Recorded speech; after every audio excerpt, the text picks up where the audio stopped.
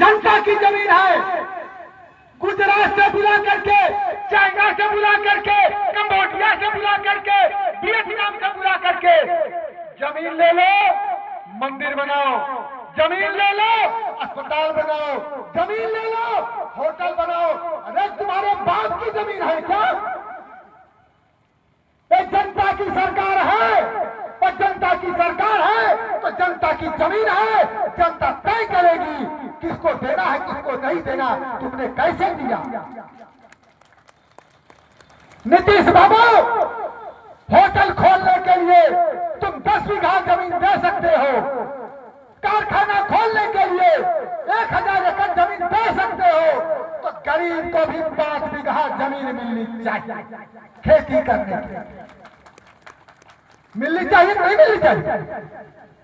अगर एक को एक मुनाफा कमाने के लिए तो गरीब को खेती करने के लिए 5 बीघा जमीन मिलनी चाहिए। सही है कि नहीं?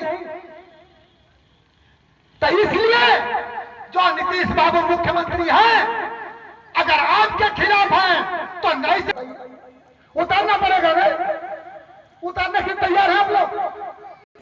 माताओं बहनों, हंसने की बात नहीं है, हंसने की बात नहीं है, ये रोने की बात है, ये दुख की बात है।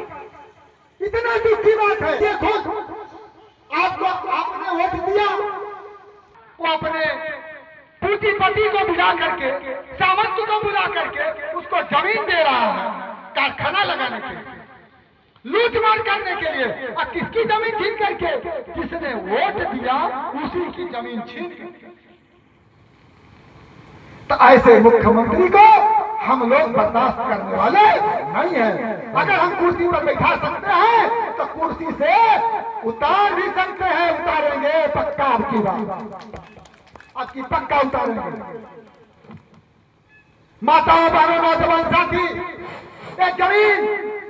जमीन की गैर बराबरी, जमीन की गैर बराबरी, असमानता सारी दुख का कारण है, सारी बीमारी का कारण है। आदमी को बुखार आ रहा है, भूख नहीं लग रही है, सर में दर्द है, कमजोर होने जा रहा है, तो उसको अगर टीबी हो गई है तो टीबी का वायरस मारने की दवा दे तब जाकर वो उसको भूख लगने लगती है, उसका सर दर्द है।